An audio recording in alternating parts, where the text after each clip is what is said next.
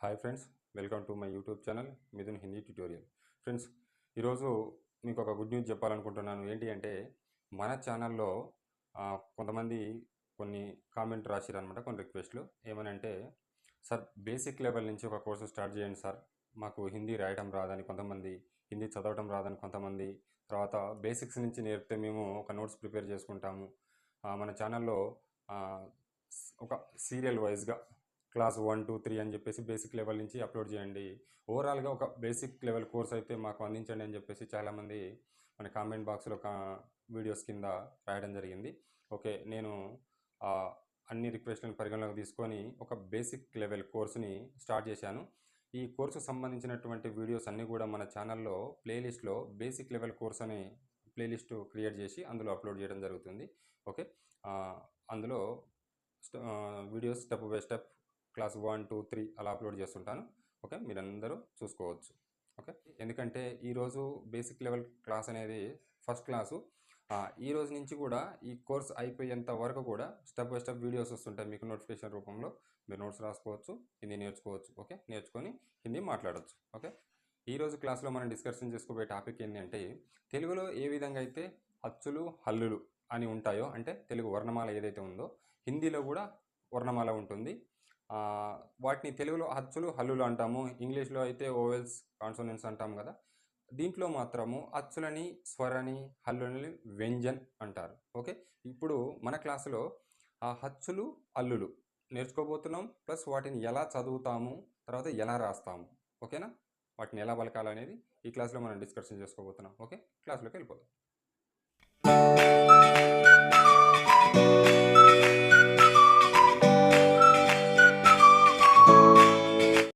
Right, ఈరోజు first మీకు అచ్చులు నేర్పుతాను.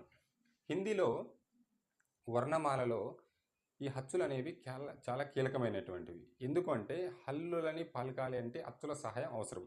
ఓకే, అచ్చులు మాత్రము ఇండిపెండెంట్గానే ఉంటాయి. అవేంటో ఒకసారి చూడండి. హిందీలో ఫస్ట్ స్టార్టింగ్ లెటర్ మనకి ఏమొస్తుంది అచ్చులలో? ఆ. నెక్స్ట్ ఆ, ఈ, ఈ, ఉ, ఊ, రు, ఏ, ఐ, ఓ, ఔ,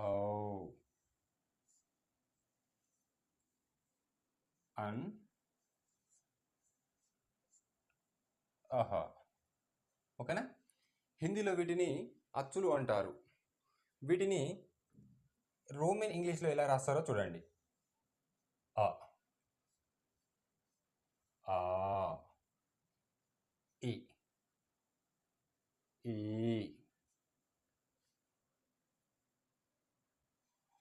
ఉ, ఊ. దీన్ని రూగాను రీగాను రాయొచ్చు. ఓకేనా, ఇది ఏ, ఐ, ఓ, ఔ, అన్, ఆహా. ఓకేనా, చూడండి.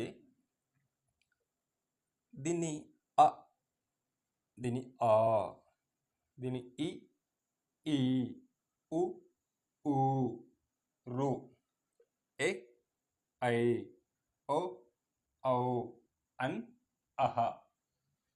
ఇలా ఈ అచ్చులని చదవాలి.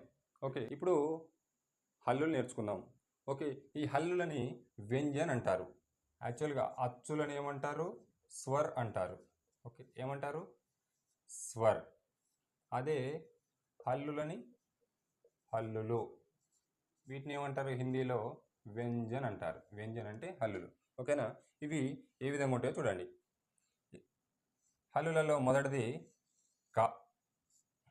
ఇది రాసే విధానం చూడండి ఒకసారి ఎలా రాస్తున్నాను. ఓకే, కా,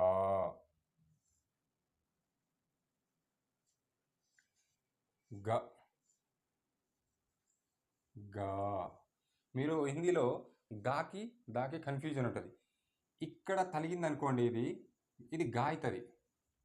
ఓన్లీ ఇక్కడ మాత్రమే ఈ జట్క తగిలింది అనుకోండి, ఇక్కడ ఇది దా అవుతుంది. ఓకేనా? గా అంటేనేమో ఇట్లా ఫుల్గా క్లోజ్ ఉంటుంది, దా అంటేనేమో ఓన్లీ ఇక్కడే ఉంటుంది. ఓకే, కన్ఫ్యూజ్ కావద్దు. ఓకే, కక్క గగ్గ ల్యా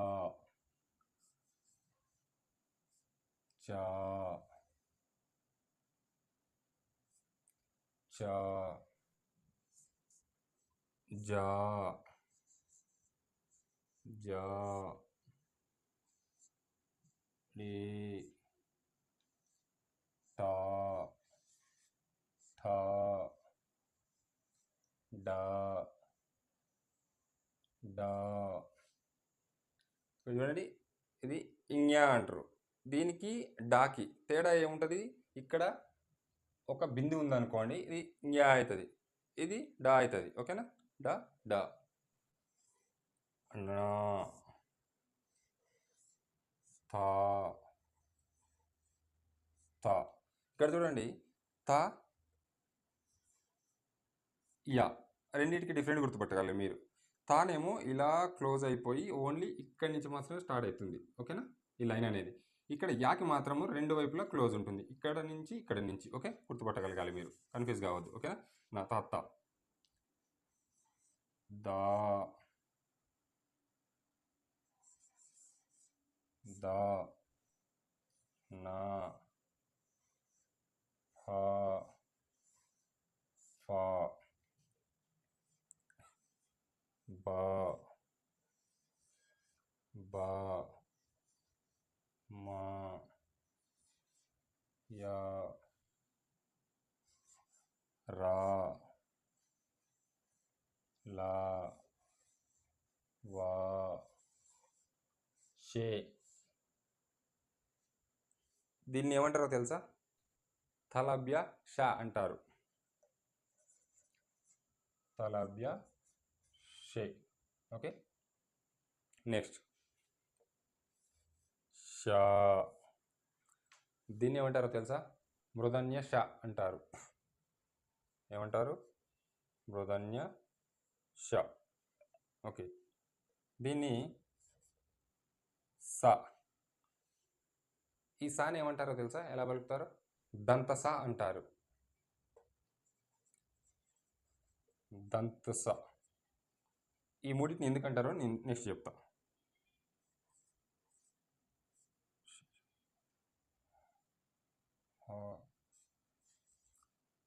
క్ష త్ర జ్ఞ. వీటిని ఎలా పలుకుతారో ఇప్పుడు చూడండి. ఇది ఖ, ఇది ఖ, ఇది గ గా జ్ఞ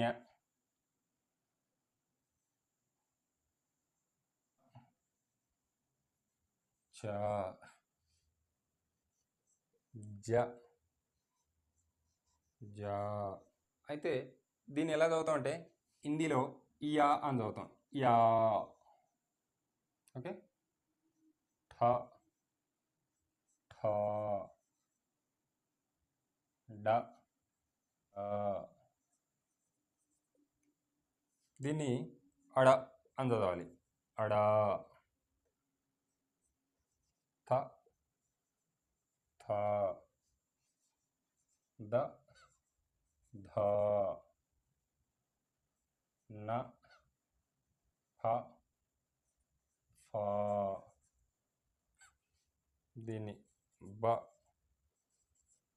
బా మ య ర ల వ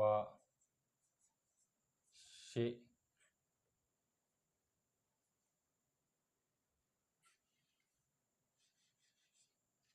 షే ఎస్హెచ్ఈ షా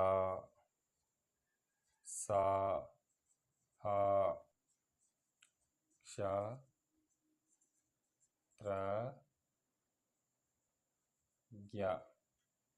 ఒకసారి వీటిని పలికే విధానం చూడండి. ఖ ఖ, గ గ, ఞ చ ఛ, జ జ, య ఠ ఠ, డ డ, అడ త థ, ద ద, న ఫ ఫ, బ బ, మ య ర, ల వ, షే ష, స, హ. యాక్చువల్గా ఇది ఇంతకుముందు చెప్పాను కదా, ఈ షేని తలభ్య షే అంటారు. తలభ్య షే అంటే ఇది పలికేటప్పుడు షే అంటే మన నాలుక ఉంది కదా, అది అంగుటకు తగులుతుంది అనమాట. ఓకేనా, అందుకే దాన్ని తలాభ్య షే షే అంటారు. ఇది చూడండి, మృదన్య షా షా, సేమ్ ఇది కూడా అలానే అంగుట్లో తగులుతుంటుంది. దీన్ని దంత సా అంటారు. ఒకసారి సా అనండి. మన నాలుక దంతాలకి తలగంది ఈ సాని పలకలేము, అందుకే దీన్ని దంత సా అంటారు. దీన్ని హ, దీన్ని క్ష త్ర జ్ఞ అంటారు. ఓకే, ఎవరైనా నోట్ చేసుకోవాలంటే నోట్ చేసుకోండి. ఓకే, ఇప్పుడు మీకు హచ్చులు మరియు వాటి మాత్రలు నేర్పుతాను. ఓకేనా, ఈ చాప్టరు హిందీలో చాలా కీలకమైనటువంటిది. ఎందుకంటే హిందీ చదవాలన్నా రాయాలన్నా ఈ చాప్టరు, ఇప్పుడు నేను చెప్పబోయే చాప్టరు చాలా ఇంపార్టెంట్. ఓకే, ఇప్పుడు చూడండి. ఇప్పుడు మీకు అచ్చుల్ని టేబుల్ వేసి నేర్పుతాను. ఓకే, చూడండి.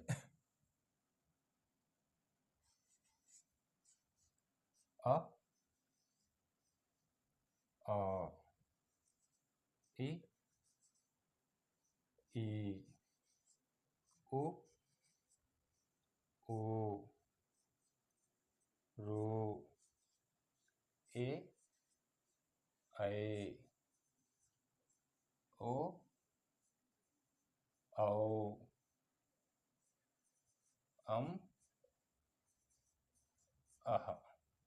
ఓకేనా, ఇవి హిందీలో స్వర్ అంటారు. వీటిని తెలుగులో అయితే ఏమంటారు? అచ్చులు అంటారు. ఓకేనా, రైట్. ఇప్పుడు వీటికి మాత్రలు నేర్చుకుందాం. ఈ మాత్రలు కనుక వచ్చినట్టయితే మీకు హిందీ న్యూస్ పేపర్ కానీ ఏదైనా మీరు హిందీ ఆర్టికల్ కానీ చదవచ్చు సింపుల్గా. ఓకేనా, ఇప్పుడు చూడండి. హిందీలో ఈ ఆ ఏదైతే ఉందో దీనికి మాత్ర ఉండదు. ఓకేనా, మొదటి ఆకి మాత్ర ఉండదు. నెక్స్ట్ దీనికి మాత్ర ఇది ఉంటుంది, ఆకి. ఓకేనా, ఆకి మాత్ర ఉండదు, ఆకి మాత్రం ఈ మాత్ర ఉంటుంది. నెక్స్ట్ ఈకి మాత్ర ఇక్కడ చూడండి, ఇది ఈ కదా, ఈ జట్క ఇలా అని ఇలా రైట్కి కనుక మనం ఇట్లా తిప్పితే దీన్ని ఈ మాత్రని ఇది ఈ మాత్ర అవుతుంది. నెక్స్ట్ ఈ మాత్రని ఇట్లా లెఫ్ట్కి తిప్పామనుకోండి, ఈకి మాత్ర అవుతుంది. ఓకేనా, మొదటి ఈకి మాత్ర రైట్ సైడ్ తిరిగితే లెఫ్ట్కు రెండో ఈ మాత్ర తిరుగుతుంది. నెక్స్ట్ ఊ ఉందా, ఊ మాత్ర ఇలా ఉంటుంది. నెక్స్ట్ దీనికి ఆపోజిట్ ఊ మాత్ర ఇలా ఉంటుంది, రూ మాత్ర ఇలా ఉంటుంది, ఏ మాత్ర ఇలా ఉంటుంది. ఓకేనా, ఏ మాత్ర ఇలా ఉంటుంది, ఇలా ఉంటుంది. ఐ మాత్ర ఇలా ఉంటుంది. ఓకేనా, నెక్స్ట్ ఓ మాత్ర ఈ విధంగా ఉంటుంది. నెక్స్ట్ ఔ మాత్ర ఈ విధంగా ఉంటుంది. ఇది అం, ఇది అహ. దీన్ని అన్స్వర్ అంటారు. ఓకేనా, అన్స్వర్. దీన్ని విసర్గ అంటారు. ఓకేనా, దీన్ని అన్స్వర్ కానీ దీన్ని విసర్గ అంటారు. ఇప్పుడు చూడండి, ఆకి మాత్ర లేదని చెప్పాను. రెండో ఆకి ఈ రెండోలో ఆలో ఉంది కదా, ఈ మాత్ర ఇక్కడ ఉంటుంది. ఓకే, ఈకి మామూలుగా మనం ఎప్పుడైనా ఈ లెటర్ ఉందనుకోండి, ఈ ఇమిలి ఉంది, ఫస్ట్ ఎట్లా రాస్తాం, దీని మాత్ర ఇలా వస్తుంది. అంటే ఏంది, ఈ మాత్ర ఈ అక్షరానికి ఏమైంది, ఇలా వచ్చి రైట్కి తిరిగింది. ఓకే, అదే ఈకి ఉందనుకోండి, ఈ కంటే రెండో ఈ రావాలి కదా, రెండో ఈకి మాత్రం ఏమొస్తుంది, ఇది వస్తుంది. అంటే చూడండి, ఇది ఏమైంది, మాత్ర లెఫ్ట్కి తిరిగింది, రెండోకి ఈ మాత్రం ఏమైంది, రైట్కి తిరిగింది. ఓకేనా, ఇట్లా రాస్తాం అనమాట. ఓకే, ఇవి కన్ఫ్యూజ్ కావద్దు. ఓకేనా, నెక్స్ట్ ఇదేంటిది, ఊ. ఇది ఊ మాత్ర, ఇది రి, ఇది ఏ, ఇది ఐకి మాత్ర, ఇది ఓకి మాత్ర. ఓకి ఆల్రెడీ ఇక్కడ ఉంది కదా, ఓకి ఇది, ఔకి ఈ మాత్ర. ఓకేనా. నెక్స్ట్ అంకి ఇది వచ్చింది. నెక్స్ట్ ఆహాకి ఇది. దీన్ని ఏమంటారు? సింగిల్ డాట్ ఉంటుంది, దీన్ని అనుస్వర్ అంటారు, దీన్ని విసర్గ అంటారు. ఓకేనా. ఇప్పుడు నేను ఈ అచ్చులని వీటి సహాయం తీసుకొని హల్లులని ఏ విధంగా రాస్తారు అంటే ఈ మాత్రలను తీసుకొని ఇప్పుడు మీకు బారకడి నేర్పిస్తాను. బారకడి అంటే ఇప్పుడు కా నుంచి కహ వరకు ఉందా, మొత్తం 13 అక్షరాలు ఉంటాయి. కానీ మొదటి అక్షరాన్ని తీసేసినాం అనుకోండి, మిగతా ఈ మొత్తం కూడా ఇది తీసేస్తే ఇక్కడ నుంచి వచ్చే మొత్తం కూడా 12 అక్షరాలు ఉంటాయి. వాటిని బారాకడి అంటారు హిందీలో. చూడండి, ఇప్పుడు కా ఉందా, కా దీర్ఘమిస్తే కా అని చదువుతాం కదా మనం తెలుగులో, దీన్ని కాగా రాస్తాం. ఎందుకు? ఈ మాత్ర వచ్చి ఇక్కడ చేరింది. అసలు ఈ కా ఉందా, కాలో ఆ ఉంది. ఎలా చూడండి, ఇప్పుడు ఈ కా ఇలా రాసి ఇలా పెడితే ఇది ఏమవుతుంది? సగం కాయింది. దీనికి ఎప్పుడైతే ఆ వచ్చి ఏడవుతుందో ఏమవుతుంది? ఇది పూర్తిగా ఖగా మారుతుంది. ఓకేనా. ఇది ఖ ప్లస్ ఆ ఏమైంది? ఖ అయింది. ఓకేనా. ఖ ఆ ఖా. ఓకేనా. అంటే ఈ హల్లులు ఏవైతే ఉన్నాయో ఈ హల్లులకి అచ్చుల యొక్క సహాయం కావాలి. ఓకేనా. పలికేటప్పుడు ప్లస్ ఈ హల్లులలో కూడా అంటే ఈ విధంగా రాస్తే ఏర్పడేటువంటి పదం ఏదైతుందో అది పూర్తిగా హల్లుగా మారుతుందని అర్థం చేసుకోవాలి. అంటే ఒక హల్లులో పక్క హచ్చు ఉంటుంది, అంటే హచ్చు లేనిది హల్లు ఉండదని గుర్తుపెట్టుకోవాలి. నేను ఇంతకుముందే చెప్పాను క్లాస్లో. ఓకేనా.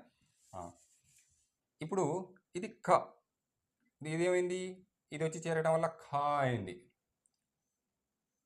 ఇది కి, ఎందుకు? ఈ మాత్రం రైట్కి తిరగాలి. ఓకేనా. నెక్స్ట్ ఇది ఏమవుతుంది? కీ అవుతుంది. ఎందుకు? ఈ మాత్ర ఇలా లెఫ్ట్ తిరుగుతుంది. ఈ మాత్ర ఉందా కీకి. అంటే ఈ కా రాసిన తర్వాత ఈ మాత్రలు మీరు పక్కన ఇట్లా పెట్టుకుంటూ పోవటమే.